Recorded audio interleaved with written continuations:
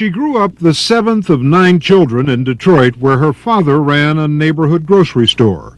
After working her way through college, she came to Washington in 1942 in search of a reporting job. Because so many of the male reporters had been drafted to fight in World War II, Helen Thomas landed a job as a copy girl at the now defunct Washington Daily News.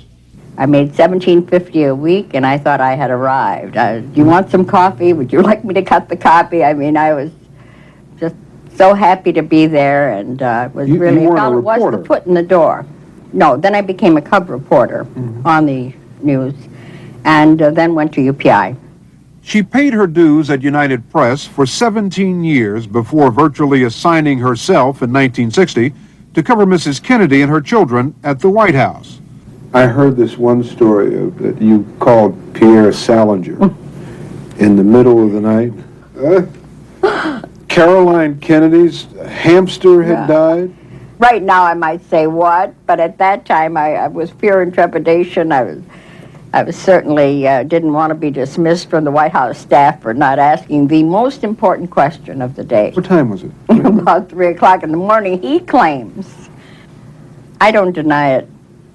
In time, Helen Thomas made herself so indispensable to UPI that she began to cover presidents as well as first ladies. Was Lyndon Johnson different in the way that he treated the press? Hands-on. We had a love-hate relationship with him.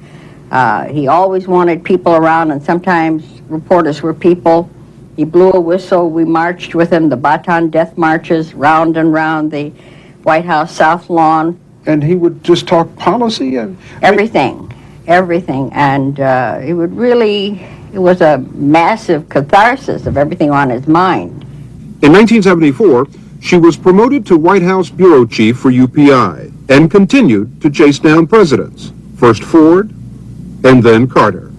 What have you learned about the office over the years, Helen? I've learned that there is so much room for abuse, and most presidents fall into it because they really do begin to think of information as their private preserve. Information, I think, belongs in the public domain. In 1985, Helen Thomas, the first woman in the Gridiron Club, lampooned Geraldine Ferraro, the first woman vice presidential candidate. It was my folly, helping Fritz Mondali. I am full of beans. I'm Jerry from Queens.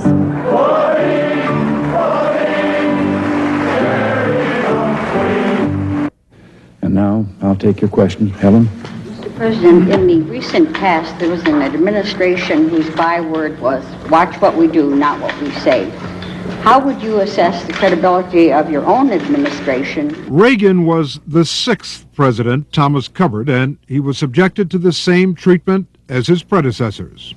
Trading of Zakharov for Danilov, and I'd like to follow up. Well, Helen, let me take the last one first. Thomas ushered in the 90s covering the Bush administration. Giving up any perks? The long days at the White House continued, but she never lost her sense of humor. Ranger, come here, boy. It's thicker. Happy birthday to you. And when the Clinton administration took over the West Wing, Helen was still there. Presidents come and presidents go, but Helen Thomas stays.